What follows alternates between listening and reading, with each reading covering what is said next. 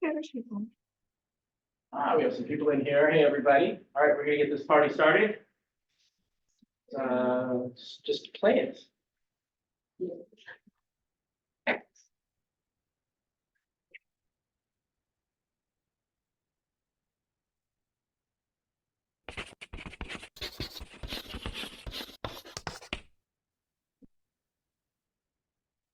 Hi, this is Brian. Welcome back to another episode of Philosopher's Notes TV. Today, another great book, The Entrepreneur Roller Coaster by Darren Hardy. The Entrepreneur Roller Coaster, subtitle, Think you don't have the time, money, or experience to start your own business? Then read this book. Why now is time to join the ride. Darren Hardy is the publisher of Success Magazine. He also wrote one of my favorite books, The Compound Effect, where he talks about the fact that if you want to optimize your life, you need to show up and aggregate and compound small, tiny little habits and gains over an extended period of time to see magic step into your life. This is a great book all about entrepreneurialism, of course. He starts by making the point that all of us are entrepreneurs. Muhammad Yunus, who won the Nobel Peace Prize for his microfinancing initiatives, says that back in the day, when we lived in caves, we were all entrepreneurs. We all were responsible for making sure we were fed and clothed. We were our own bosses. It's a really important psychological thing to have autonomy, to do that which we choose to do, and entrepreneurship is a great way to achieve that. Darren Hardy, as the head of Success Magazine, is all about helping us see the fact that today is the greatest opportunity in history to make the most of our gifts in service to the world and prosper in the process. So, if you've been thinking about starting a business, or you are an entrepreneur who's in the process of starting a business and enjoying the ride that is the roller coaster of entrepreneurship, then I think you'll love the book. And Darren's whole thing is, let's go from roller coaster. There's always going to be the loop-de-loops and all those ups and downs. We want to have fun with it and make it a rocket ship. I really enjoyed the book. Philosopher's Note, as always, 6-page PDF. 20-minute MP3 for your enjoyment. And these are 5 of my favorite ideas. First one, super freaky. I'm actually going to bust out the official definition of freak. So Darren starts by making an invitation to be a freak. Be super freaky, in fact. And he says, look, let's look at the definition of what it means to be a freak. Here's what it says. Here's what he says. You open the dictionary. You can do that now. And I actually did that. I opened up my Apple dictionary. Is that really the definition of freak? It is. This is it. It's a noun. A person who is obsessed with or unusually enthusiastic about a specific interest. I will repeat. A person who is obsessed with or unusually enthusiastic about a specific interest. Darren tells us that it's absolutely essential for us to not only be a freak, but to be super freaky. He says all the people who have ever made the cover of Success Magazine are super freaky. They are super obsessed, wildly enthusiastic about something that really interests them. And it's not just Darren or the dictionary. It's not just Darren who's saying that that's a positive thing. Mihai Csikszentmihalyi, one of the world's leading thinkers on creativity, who I quote and reference in this book, studied the greatest creators. Guess what? They were freaks. They were wildly enthusiastic, passionately enthusiastic, obsessed about that which captured their interest. It's the only way you can make a really significant contribution is if you're willing to go all in. Be super freaky. Obviously, we want to stay grounded. We're going to talk about this in one of the PNTVs we're doing soon, Barking Up the Wrong Tree. You want to be the right kind of crazy. You don't want to be crazy crazy. You want to be brilliant crazy. So you want to stay grounded in your fundamentals and do the little things, but you also want to be willing to lean in. Everyone thinks that being obsessed is a negative thing. Well, of course it is when you're ungrounded and you're doing crazy things, right? We're not talking about obsessive compulsive behavior. We're talking about a willing to dedicate all of your life force to that which most fires you up. I remember opening a book. Well, first I'll say Grant Cardone, who wrote the 10X Rule. He's all about redefining obsession. Most people think it's a disease. He says it's absolutely essential if you want to actualize your potential. And then I remember opening up Dan Siegel, one of the world's leading neuroscientists and mindfulness experts, to his new book, Mind. And he says in one of the early pages, I've been obsessed about how the mind works basically for my entire adult life. He's been obsessed. This is a psychotherapist, right? A psychiatrist out of Harvard, but he's been willing to focus with a really intense enthusiasm on a specific interest, and as a result, he's contributed something of meaning. So long way to say, let's get super freaky. What fires you up? What in your life really, really inspires you? Can you groundedly dial that up to a healthy level of really strong intensity? In a healthy being, very intense? Think about that. Get your super freak on. Go check out the definition if you need to. Darren has a great idea. He says, look, first of all, entrepreneurially, you will get knocked down. That's just going to happen. Welcome to the game of life, and specifically the game of entrepreneurship. You will get knocked down. Know that. Fixed mindset version of me and version of any entrepreneur is, I got knocked down, something's wrong with me or something's wrong with the business. Well, we all have work to do and every business has work to do on it, but no, growth mindset, that's just how it works. Darren says the trick is when you get knocked down, you got to see how fast you can get back up. He says that back in the day, he'd get knocked down and knocked out. Something bad would happen, disappointing, etc. He'd get knocked out for 2 weeks. Then he trained himself to see the lesson in it and to not take the failure so personally. And he was able to recover in 2 days. Then he got even better at seeing the lesson, and he was able to whittle it down from 2 weeks to 2 days to 2 hours. And then he got even better at it, and he said, I'll give myself 20 minutes to be upset about it. And I'm going to find the lesson. I'm going to bounce back.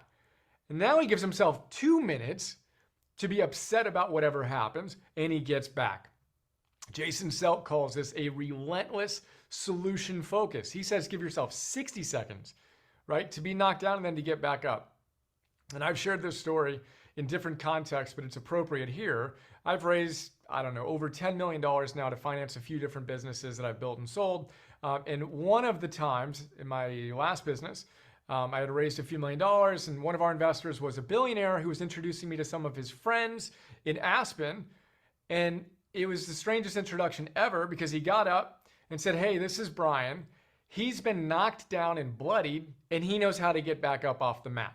Brian, tell him about your business. That was literally all he said. He didn't say we did this and this and this. That was what he chose to say. What he admired in me, and I didn't get for years until years afterward, was the fact that I was decent at getting knocked down and getting back up. Right? We'd faced some significant challenges in that business, and he loved the fact that we got knocked down and I got back up. So this is a constant discipline for us entrepreneurially. And again, we're all entrepreneurs ultimately, to see how fast we can get back up. Equanimity Game 101, Marcus Aurelius style. And as my coach Phil Stutz says, you want to have emotional stamina. The worse you feel, the more committed you are to the protocol. Right? You get knocked down, you get back up. The next day, you're more committed to your meditation, you're more committed to working out, you're more committed to eating well. Whatever it is you said is important. You add a drop more intensity to it that day after you got knocked down. And rather than spiral down like you might have in the past, you bounce back stronger than ever. That's a long look at that idea. Gets me fired up.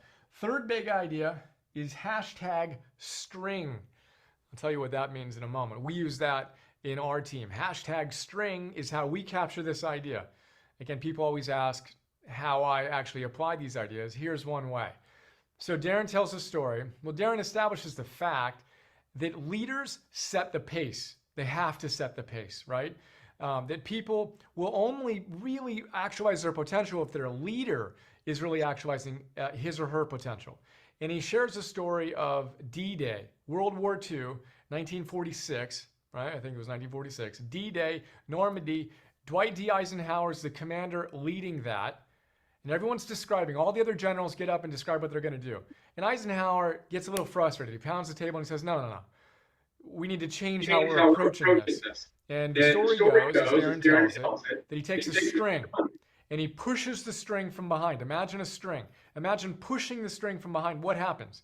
It just folds up on itself, right? Nothing happens that you want to have. It just gets confused. He says you need to take that string and you need to pull it from the front. You need to lead from the front energetically and sometimes literally, right? You need to be the embodiment of the type of performance you want to see from your team. So in our team at Optimize Enterprises Public Benefit Corporation, My right-hand guy, Evan, and I will often say hashtag string. It's time to step up. We've got to pull that string even more tautly, right? To lead our team, to show them by example what we can do. Let's create some masterpiece days, hashtag string style. There you go. Leaders set the pace. The fourth big idea is a really cool one. Another really cool one. Darren tells us that we need to identify what's really important to us. And we can have a laundry list, a bucket list of things that we want to do, 50, 100 things we want to do before we die kind of thing. He says, oh, that's nice, but boil it down. If you have more than 1 or 2 or 3 really important goals, you have too many, right? And you want to identify which goals, if I achieve them, will have the most positive impact in my life. And he says, think of 3, right? 1, 2, 3. If you think of your next year, and this is something we use in our greatest year ever 101 classes, and I'm going to use it again this year. When you imagine having the greatest year of your life, what 3 goals, if you achieve them, would make that year just crazy awesome? Think about that. What is it? What would really make your year amazing? He says, when you got clarity on that, throw away all the other options, all the other possibilities. As Peter Drucker says, there will always be more good ideas than time to execute them. Therefore, you need to make first things first and second things not at all. The way I like to frame this, I like to think of it as what energy goals do I have? My big 3 includes energy, family, and service, right? So I can either have 1 big goal for energy, 1 big goal for family, 1 big goal for service, which creates these 3 goals, or I can have 3 for each. We talk about that more in Greatest Year Ever. But for now, think about what's important to you. And then the second part of this is you think about, okay, what do I need to do? What 1 habit do I need to install? He says 1 or 2 things you do on a daily basis, right, to hit this goal. So this is kind of our lag goal, to use the 4DX guys terminology. The lead goal is, what are you going to do? Simple thing that you're going to do on a day-to-day basis to make that happen. So for example, when I read the book over a year ago, I wrote the note, I talked about one of my goals, which was to do, I hadn't done a Spartan race yet, but I was going to do the trifecta, right? The sprint, the super, and the beast longer Spartan race. Okay, that was an important goal for me. So I set that up, I wrote it down, and it was life-changing. It wound up getting me in the best shape of my life in every sense, right? Now, the one thing that I needed to do to make that lag goal a reality was very simple. Show up and do a hike every day. Show up on the trail. That became the thing that I measured, and I did it every single day. I might have missed it if I was traveling, but otherwise I did it. I showed up and I did it. Very, very simple. And you do that over an extended period of time, you can achieve a goal. So think about your number 1 goal. Think about the number 1 thing you're going to do to achieve that, and then put all of your focus there. Give it time, aggregate, compound effect style. That's our big 3 plus 1. And then our 5th big idea is the fear of fear. Again, in life, and particularly when you're an entrepreneur, you're going to be afraid. That's just how it works. As Phil Stutz, again, my coach says, that's a reverse indicator. That's an indicator you're doing something right, not that something's wrong with you. You're out of your comfort zone. Of course you're going to feel fear. But Darren, along with all these other great thinkers, says, the only thing you should really be afraid of is your fear, because your fear is stopping you from doing that which you need to do and where your infinite potential lies. And then he says, what's interesting is the only time you're really afraid is when you're thinking about and anticipating the thing that you need to do, or you want to do, or you're afraid to do. And he uses the example of a skydiver. So a novice skydiver is going up on their first jump. Never done it before, right? You watch them as they go up on their first jump. Their heart rate is going crazy as they're approaching elevation and they're getting ready to jump. But the moment they jump and they move from thinking about it and being afraid of it to actually doing it, their heart rate comes down and they report enjoying the experience. So the fear was in the anticipation, not in the doing. And the research shows the exact same thing in an fMRI when you ask people to think about math, for example. If people are afraid of math, they're math phobes, right? And the idea of doing math problems scares them. You can actually measure that in their brain, right? As they think about doing it. And they actually feel pain. Their pain centers light up in their brain when they imagine doing it. But guess what? The moment they do it, their pain center does not continue to be lit up. It dissipates and they're fine, right? I call that procrastinating. The pain is in the anticipation. When you just do it, it feels a lot better. To go back to Grant Cardone, 10X rule, he says you need to starve fear of its favorite food. What is fear's favorite food? Time. You give fear time and it builds and grows and becomes a monster. But if you're afraid and you do it anyway and you make that just how you show up in life, right? Speed is a force style. I'm afraid I'm going to do it.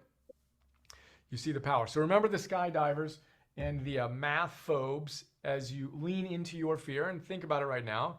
What's something that you know you could be doing that you just know is a wise thing to do that you've been putting off? Might now be a good time to do that, and then make that your habit. It's just how you show up. And as Emerson says, do the thing you're afraid to do, and the death of fear is certain for that particular thing, or at least in that moment. You'll still have fear, but you build the strength to deal with it more and more gracefully. We talked about the big three that would make your life and your year amazing, and the one little thing you're going to do on a consistent basis to make that happen. As a byproduct, hashtag string, pull the string. Leaders set the pace. Be an exemplar of what you want to see on your team. Knocked down? Welcome to the club. Get back up. See how fast you can get back up. Maybe it's 2 months you're knocked out, 2 weeks, 2 days, 2 hours, 20 minutes, 2 minutes. How quickly can you recover your center? That's the trick here. Not never getting knocked down, but knowing you're going to get knocked down and practice seeing the lesson, getting a little stronger as you get back up. Super freaky. We want to be willing to be obsessed and intensely, passionately enthusiastic about something. What is it for you?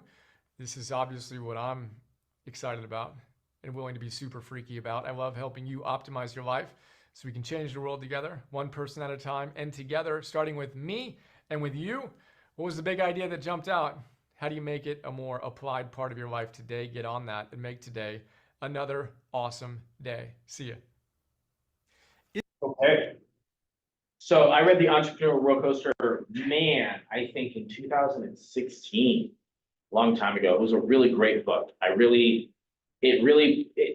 don't even think he can get all the information that was in that book into this video, but there were so many good things in that book that I'm thinking about it as I was watching this. I'm thinking, man, I want to read that book again. Darren Hardy actually reads it in the audiobook, which I think is cool because he has kind of a unique voice. But a lot of things they talked about, did anything jump out to anybody before I jump into all my notes that I took? Anything? I think it's really apropos and directly toward real estate and a lot of these things. Like the first thing is that we are all entrepreneurs. And he was talking about Grant Cardone. One of the things that I found with Grant Cardone is that he said, he was speaking to me, and he said something that just resonated with me, is that we're all salespeople. Most people are like, I don't want to be a salesperson. And the way he articulated it is that we are always trying to sell something to somebody. What we're trying to sell, and then what we get back from that is our commission. So like, we're trying to, when we talk to a buyer or seller, we're trying to sell them on our value so we can represent them. And then what we get back in commission for that is their loyalty to work with us. And so, we're always trying to sell something in some way, shape, or form. And the commission does not have to be monetary. It could be whatever we're going to get from that. So I found that super interesting. But we're all entrepreneurs at some point. The number 2, be obsessed. Grant Cardone wrote a book called Be Obsessed or Be Average. I thought it was a great book. And that's kind of what I'm talking about, because being obsessed to me, when he talks about being freaky or whatever, being obsessed to me is really about being focused. And then when I think about being focused and being obsessed, the one thing, so I put Mr. Beast, Amazon, and Steve Jobs down here because these are the 3 top people in the world that probably have made the most money in the history of the world. And they've all were obsessed about what they did. Completely crazy obsessed. I've been studying Mr. Beast because he is probably our generation, like I'm a millennial or somebody young. Like a 20 to 30-year-olds, like their Steve Jobs and their Jeff Bezos would be Mr. Beast. And I've watched so many videos and so learned so much about this guy. the one thing I've learned is since when he was 15 years old, he was just obsessed with YouTube. Obsessed. That's all he would do. YouTube, YouTube, YouTube. He would figure everything out. And not everybody in here was in the meeting that I did on Mr. Beast, but we went back to one of his very first videos, which is a horrible video. It was short. It was very childlike. It was one of his first videos little over 15 years ago. Was just terrible. Now he makes like millions of dollars per video that he does. And that's because all he is obsessed about videos. And if you go back and you watch all of his interviews, it's fascinating because when we all talk about our goals, most people talk about your goals as monetary, like I want this kind of job, I want to drive this kind of car, I want to make this amount of money. And then if you look at his goals, like what are your goals? People have asked him. His goal has nothing to do with any of that stuff. His goal has been and is always going to be moving forward is how do I make the best possible video I can make? That's all he does. So if we were to take away our monetary goal, like I want to make $100,000 in the next 12 months, and we take that off the table and just say, how can I be the best realtor to everybody I know? How can I deliver the most value to everybody I know? If we change the context of that, could we change our business if we did that? I think we might be able to. Instead of centering our goals around money and monetary and things, we could set our goals around being the best version of us to deliver value. I think going in with the NAR settlement, what's happening is that a lot of realtors are going to have to actually reevaluate what their value is to clients and figure out how to present it, because I think buyer's agents are going to have to do more presentations when it comes to how much value they're bringing to the table. But each one of these people were completely obsessed with everything they did. So my question to you with your business is, because everybody's business here is a little bit different, is what can you become obsessed with in your business that will help your business grow exponentially? Can't answer that for you. Being knocked down.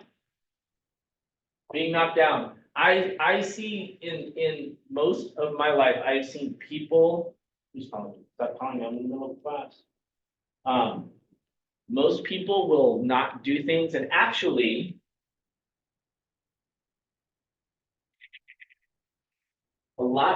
these few things kind of go together. This one goes with this one, goes with this one a little bit, goes with the one thing, and I think it all comes back to consistency. Oh, I'm sorry. Goes to this one down here, what I wrote about fear's favorite food is time, and speed fixes that. I learned from one of my mentors that when you're trying to make a decision on something, you don't need time, you need information. And where is the best place for you to get the information you need to make that decision? And we always wait. We wait and we think and we think and we think and we think and we think. Instead of, like, I'll just say joining this brokerage. Like if you want to join this brokerage versus any other brokerage out there, is it going to be more beneficial for you to wait and think about, is this the best decision, or is it better if you just joined and figured it out very quickly? My argument is that it's better if you join, figure it out very quickly, because what if this isn't for you? Do you want to wait 2 weeks before you make a decision? Or join right now, figure it out, and move on faster to your next best thing as quickly as you possibly can? If you can move from thing to thing to thing to thing as quickly as you possibly can, you're going to find your thing way faster than if you just decide and wait to think on things. And so this is the fear, and like the fear of the unknown. And I always tell people, like, we experience fear every day of our lives, every one of us. It just happens at different levels.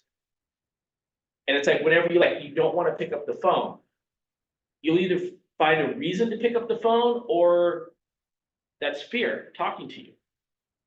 You're like, oh, I got to go do the laundry. Oh, I got to go do this. I got to go do that.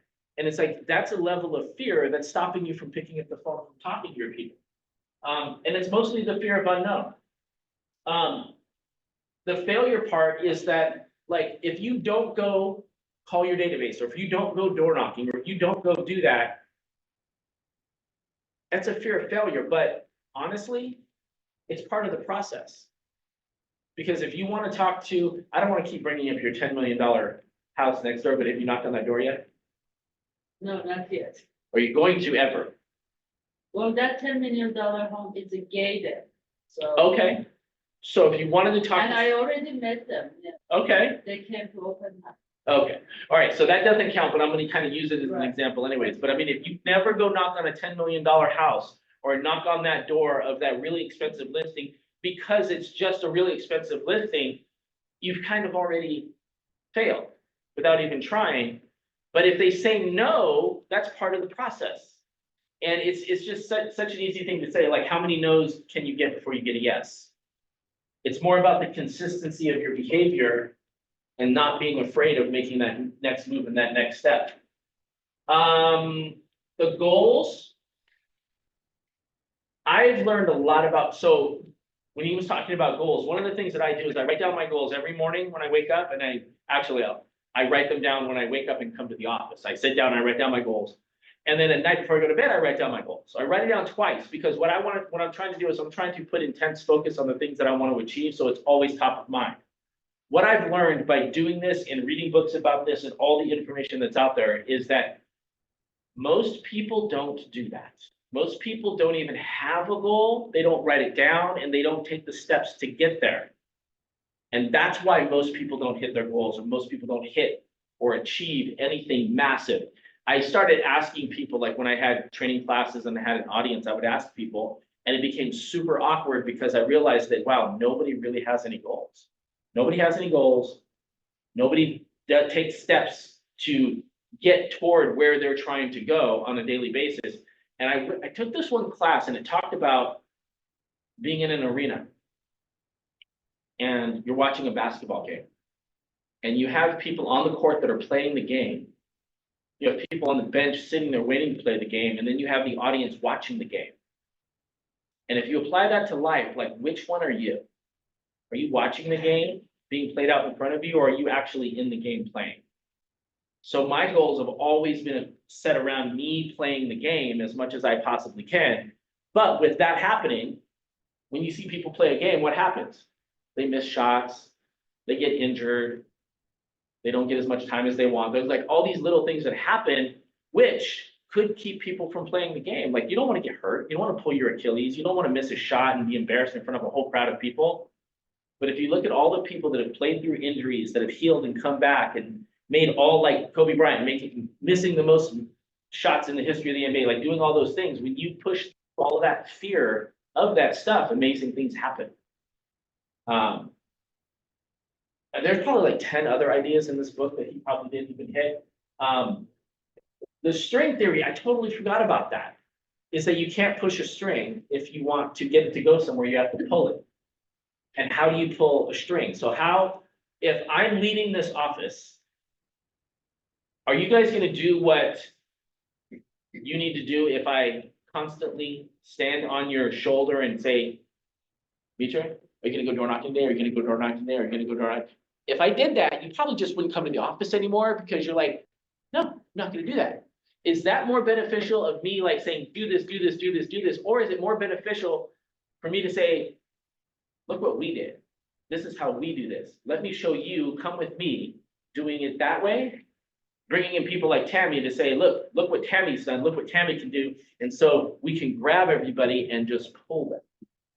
What do you guys think? So, huh? That love it. We have something really cool happening that I just found out last night that I can't talk about it a lot, but this office did something that nobody else did in the LA area, is that we actually had the Rookie of the Year for the entire LA area last year. And I always brag about that. I always brag about how I've been in all these different offices and I've helped people become Rookie of the Year. But last year we had Rookie of the Year last year, which is really, really, really amazing. In 12 months, the guy did over $183,000 in his first 12 months. So we're going to talk more about that as it starts coming forward. But I got to see all the numbers on the back end from our regional director, which is really cool. So it's possible to hit the six-figure goal in 12 months. But I would recommend this book. Go get the audio book. If you listen to it 15 minutes a day, you can get through it in less than a month. It's a really good book. I love Darren Hardy's stuff. You guys have any questions or thoughts? Yes, When you said to make the three most important goals Yep. into one, I really don't get how you do that. Some of them are not even related. they're not what? They're not really related.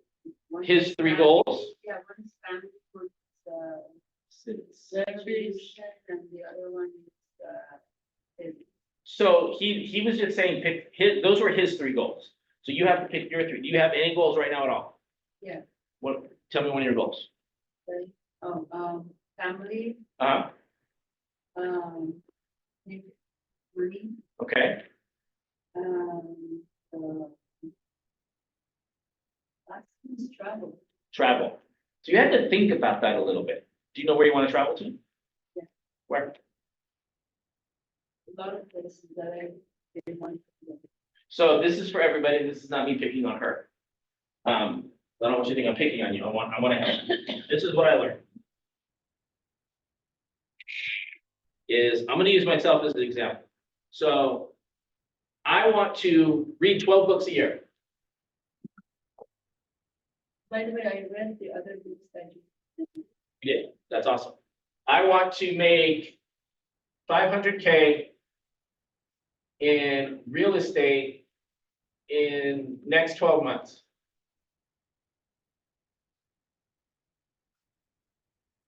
I want to take a 30-day vacation. What do you guys think of those goals? Great. Great, you like them? You like, what do you think? I want to make $500,000, I want to read 12 books, I want to use 30 day, I want to take 30-day vacation. Good, good goals? Good? Good goals? Good? You like it, Sam? You like it, Tammy? Yeah, I love it. Okay. Am I gonna achieve those goals by, like that? How am I gonna achieve those goals? Have energy. Mindset. This is what I learned, because for a very long time, that's how I wrote my goals out. That's very esoteric. I want. So what I did is that I'm like, well, how can I become more focused? So what I did is I said, okay, I want to read 12 books. 12. 1, 2, 3. I wrote out every book that I wanted to read for the next 12 months. So instead of saying 12 books, like what books? What books? So what books? I want to make $500,000 a year. Am I going to make $500,000 a year by doing what I made by doing what I did last year if I didn't make $500,000? No. So I said, okay, let's start here. What books can I read that are going to help me get there? And so what I did, this was many years ago when I did this, is that I said, okay, how many deals did I do last year? I did 30 deals. Sorry, my Las Vegas education does not allow me to spell very well. So what I did is I did 30 deals and I went through each deal. I go, where did that deal come from and how did I get it and how much money did I spend to get that deal? And then what I realized is that I actually made $50,000 without doing nothing. Because what I did is I was spending $50,000 on all this extra marketing that wasn't getting me the deals that I wanted, and the deals that I wanted were coming from someplace else. So what I did is I stopped spending that $50,000. I automatically just made $50,000. But now what I did is that I said, okay, my first deal came from here, my second deal came from here, and then what I did is I took that $50,000 and I put it into the things that was actually getting me the business. Does that make sense? So I doubled down on where my business already was. So that's one of the reasons, and then I figured out how much time and how much lead generation did I do to make $500,000. So if I made, I don't remember the numbers from back then. If I did 250, right, $250,000, and I figured out where all my business was coming from and the actions that took me to get that business, what did I do? I just doubled my efforts. I figured if I double my efforts, there's a really good chance I'm going to get closer to the 500, but I'm thinking, if I really want to get it and maybe exceed it, I should probably triple my efforts. So I tripled my efforts. So I was making 100 calls a day, I'm making 300 calls a day. Right? And so then the last thing is take a 30-day vacation. Well, what does that cost? What does that cost? Because a 30-day vacation is not a monetary cost. It is also a time cost. Because if you're running a business, can you run your business if you are not around for 30 days off on a jet ski in the ocean somewhere? Maybe. But you see my point is that if you create these goals, you have to get very granular with it. You have to get very, very specific with it. And then you have to think about it every day. That's why vision boards work. Like you ever do a vision board? Vision boards work because it gets you to think about the things that you want to do every day and where you want to go. The one thing I also learned about goals is that I realized that if I read a book called Goals by, oh my gosh, what's his name? It's called Goals. I'll get you the name. I can't remember. Talked about too many people. He said, write down your top 10 goals and then write it down every day, your top 10 goals without looking at the previous day. And what that taught me is what do I really want? Because if I can't remember my goal from the day before, do I really want that? And so what ended up happening is that my goal, I think he says 20. 10 is really hard. 20 is almost impossible. My goals went down to 5 things that I ended up remembering every day, consistently moving forward. And then it just grew. And then what my focus on a daily basis just kept on top of those things. And when you focus on something you want over a period of time and you take little baby action steps to get there, you eventually hit that. If I gave you one of my goals from 5 years ago from my book that I have, you'll see that everything, I remember I had like my car that I wanted, how much I wanted to make. I wanted to be part ownership of an office. I wanted to take a trip to Hawaii. I wanted to do all these things. All those are accomplished. I remember I went back and I'm like, that's amazing. And it's just because I focused on it every day, every day. Do I have a question? Is it Brian Tracy? Brian Tracy, yes. Brian Tracy Goals, one of my favorite books of all time. Super good book. Did we do that video? We haven't done You it. haven't. I don't know if there is one, but questions? That was a long answer for that thing. But it's about getting granular on what do you really, like, what's the ultimate goal in your life? And then you work back from there and then take steps every day. If you took 2 hours out of your day, every day to work towards your goals, you'd almost be unstoppable because most people don't do anything at all. They just kind of go through life. Let life happen to them. So it's easy for life to happen to you, trust me. When your car catches on fire, like, not a lot matters when that happens. So, Definitely puts life into perspective. not really thinking about too much, But see, the thing is that could be considered a failure because like everything I wanted to do after that, for that day, off the table, done. So it's like getting knocked down. I got knocked down, lost a car, lost a $75,000 car. Happens. Moving on. And now that's the part of the getting knocked down. It's part of the process. Part of the process. Now, something happens to me that's similar to that. I know how to handle it. I learned something. Nothing about failure is going to stop anything you're doing. It's part of, you cannot have the success without the failure.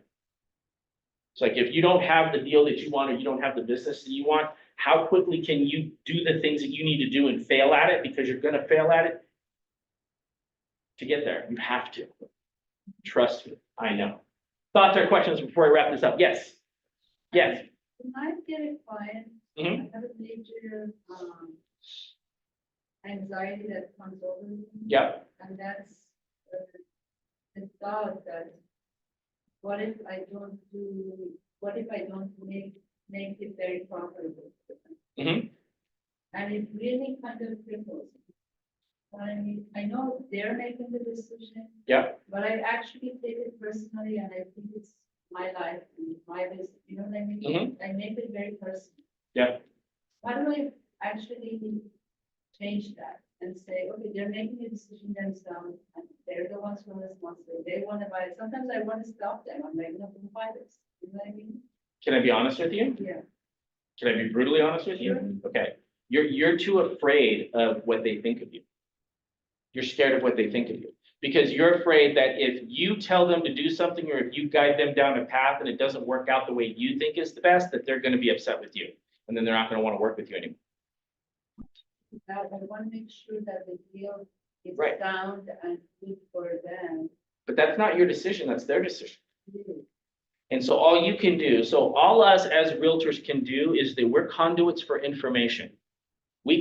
The best thing you can do is give them as much information, unbiased. This is the problem a lot of realtors have, that I get really pissed off at agents.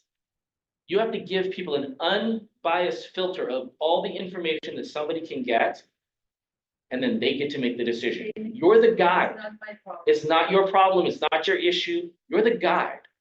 You're not the decision maker. Your job is to manage the relationship. I have dealt with people on so many levels to where I've given them amount of information, and the way I've handled it, it hasn't worked out for them, and they thank me because I've just given them information. I'll give them my opinion, like I wouldn't buy that house, but that's your house. Like if that works for you, you go for it.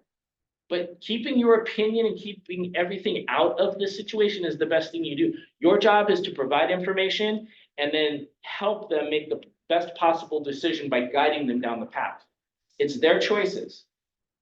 And the NAR settlement thing, the whole reason we're in this is because there was some thought of colluding and lack of transparency, right? So if you're completely transparent with somebody, you give them all the information and they make a decision and it's a bad decision, it's on them.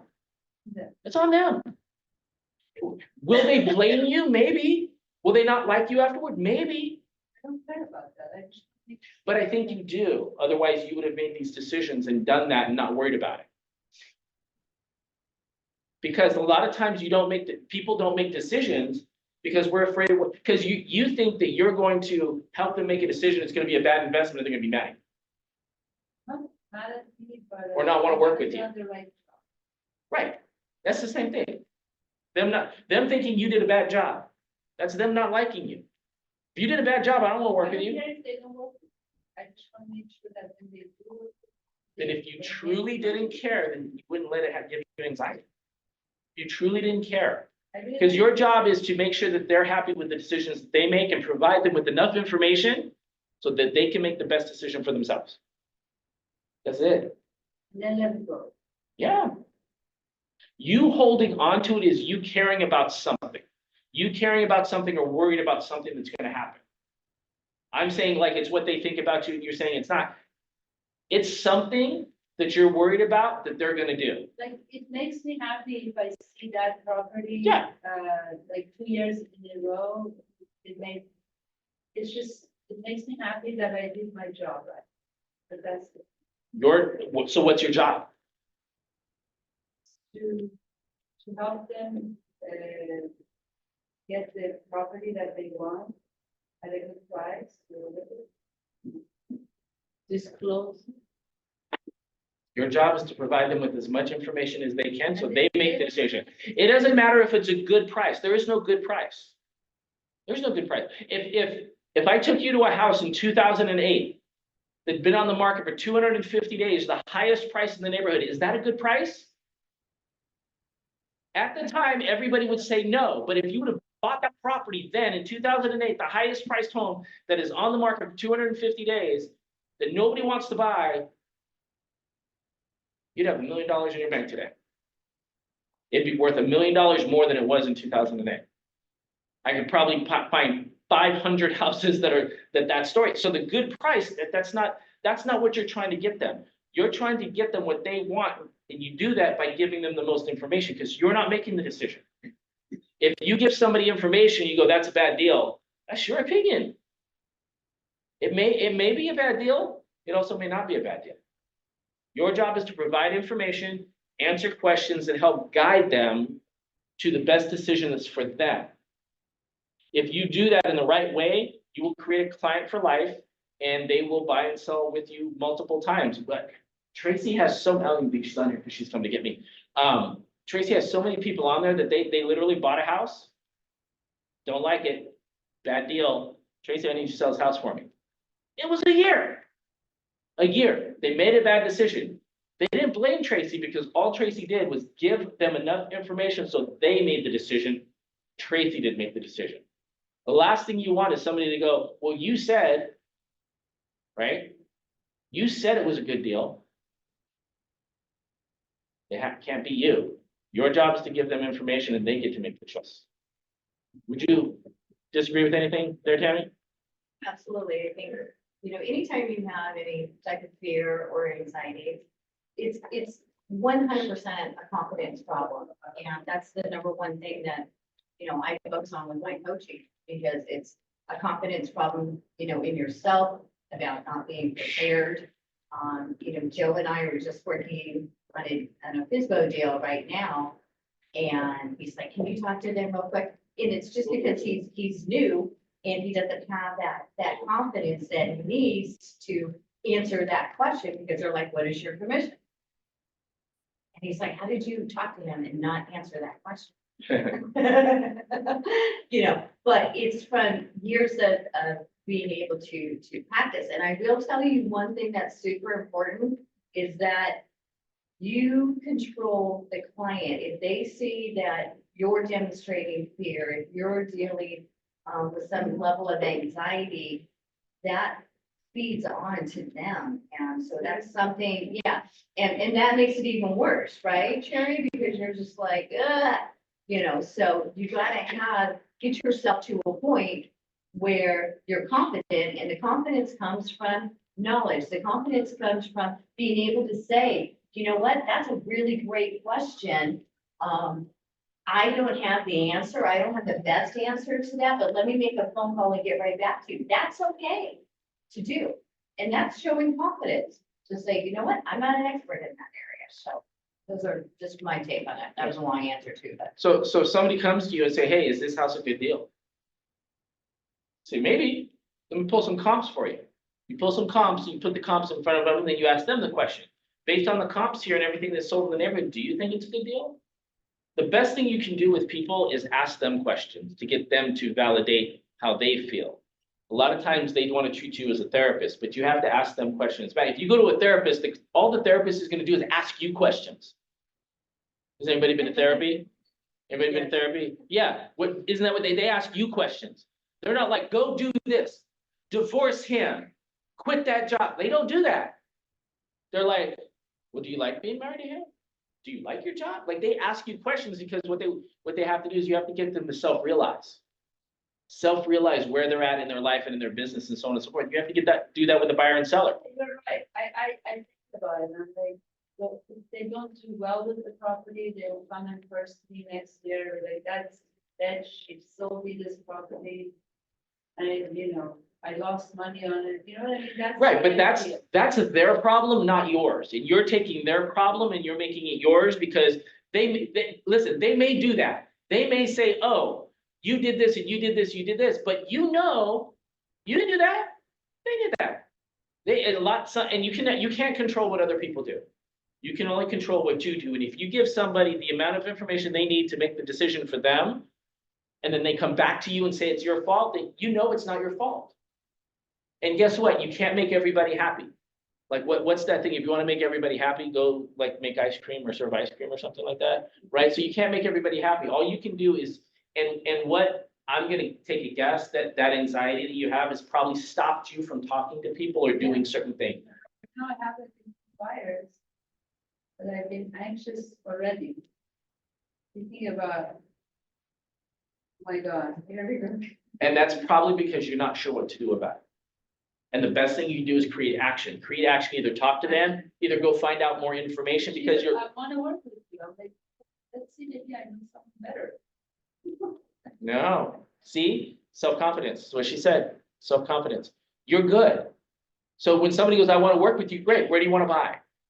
How much can you afford? Start asking questions. Absolutely, it's the entire process is a qualification. And it's just, you're leading them, you're not telling them. That's why I try to tell somebody, it's like, I told my clients that they should do this and they should do that, and they just don't listen to me. And I always go back and I go, do you have children? They're like, yeah. And I'm like, have you ever told your children to do something? How did that work out? It doesn't work out. I'm like, so the best way, like one of the things I learned to do with my son is that I go to my son's room and I'm like, time to wake up, go to school. I go finish getting ready, I come back, he's not ready to go to school, and I ask him, I go, how are you gonna get downstairs in 15 minutes when it's time for us to leave? It's the same thing, is get your ass together and get downstairs in 15 minutes, we have to leave. I'm just asking him instead of telling him, guess what? He moves. Because Can I now- give you an example, like, on one of the things, I had a buyer, and his finances were not so sound. Okay, I was anxious for him, thinking that if he loses his job, by next year, he's gonna lose the house. maybe, So then I was trying to stop him, and then somebody told me, what do you care, just, he knows what he can do, let him buy the house. did you talk to a lender, is he qualified? He was Okay, qualified, but so- they were going based on his 1 year, and then his year, 3 years before. Are that, you he wasn't giving doing him a loan? it. No. Okay, so the person giving him a loan said he's good. I'll give him the loan based on this, he's good, so the bank said it's okay, It's but okay. you're worried about it, Yeah. why? Unless you're loaning him money, don't worry I about, talked to another lender, and he why are you said, talking to multiple lenders? make sure he's not gonna. You- bankrupt. You're getting in your own way, you're getting in your. Honestly, the client is your relative, otherwise, It was my relative. so that's why. You know, it doesn't matter if he's your relative, the thing is he's a grown-ass man. He's a grown-ass man who makes his own decisions, and you have a lender that said, he's good, we'll lend him the money, now go find him a house. And if you're like, well, I'm not sure, what are you not sure about? You don't have any facts to back it up, that's just, I think, Because I had another lender who was his brother, and he told me, that's probably the worst lender. yeah, That's why we have a lender here that you can use, because he's removed from all of that stuff. yeah. But if you keep trying to go around finding something that's wrong, you're gonna find something. But if somebody said he's good, then all you have to do is keep moving forward. Get him into a position to where he's gonna execute. Yeah. and he's You have to- keeping it, and he's happy. Action. Action gets you out of the anxiety. The more action you take. Because guess what happens? You're gonna have anxiety about something. You're gonna have anxiety about something. You're gonna move forward, do it anyways, and then you're gonna have a successful outcome. And guess what? You're not gonna have that anxiety anymore. And every time that happens, let's say it's not a successful outcome. You've already gone through and you realize it's not that person, it's not your fault, it's that person's fault. And then if you keep moving forward, you keep taking action, the success will come and the anxiety will go away. The anxiety is that you're getting in front of yourself to try and stop, you're trying to stop yourself. Yeah. And I'm not trusting God, actually. You don't believe in yourself. You believe in yourself by taking action. Just do it. You can do it. There's people that look just like you, act just like you, are just like you that have been more successful. So why aren't you? I need to get over this. You have to. And you do that by just taking action. Taking action. Yeah.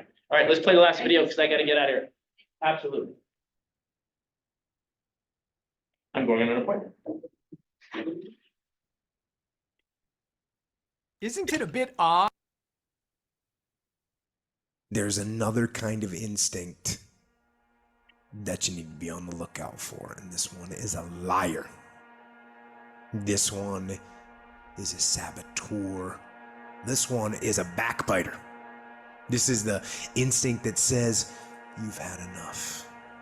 You've given it your best shot. You can stand down. You can back off. You can rest now. Do not listen to that instinct. Do not listen. And that is the instinct you need to fight. You need to push back, to smash into the ground. Train that instinct. Train it to say, get up, go, fight on. You don't punish yourself, it's never gonna happen. You don't punish yourself, somebody said, E, you losing weight. I punish myself. I don't eat meat no more, that's a punishment. I had to give something up to go up. What do you give up? Do you not watch TV? That's your problem. You getting to watch TV and not make money and still survive. The reason why you broke is because you getting a reward and you ain't working. You gotta stop playing. Most of you, what happens is, when everything is favorable, you a beast. But when the conditions ain't right, you get smacked in the face. You gotta grow up. You got to be a morning person, afternoon person, night person. You got to be when you feel good person, when you sick person, when you tired person. And you don't get here by quitting when you tired. You get here by quitting when you finish, when you done. You don't stop when you tired. You stop when you done. You stop when you complete it, when you execute it. Execution is worship. Greatness is in you. But the problem is somebody's got to push you.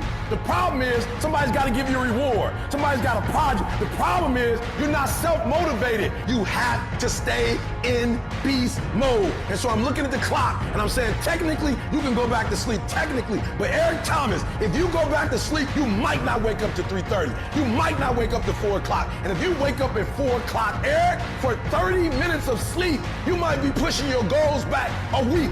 You might be pushing your goals back a month. You might be pushing your goals back an entire year by sleeping for 2 hours because you missed an opportunity. What do you do when somebody's not there watching you? What do you do when you have to either do what it is you know you're supposed to do, or you get to take the play off because no one's going to know the difference? Because it's really easy for anybody to come to work on the days they feel like killing it and killing it. But what happens on the days that you don't feel like killing it? What happens on the days that you don't feel like getting out of bed? Because those are the days that are going to define where you end up in your life. Guys, thank you so much for coming. Thank you, everybody on Zoom. All right, guys, I got to run to an appointment.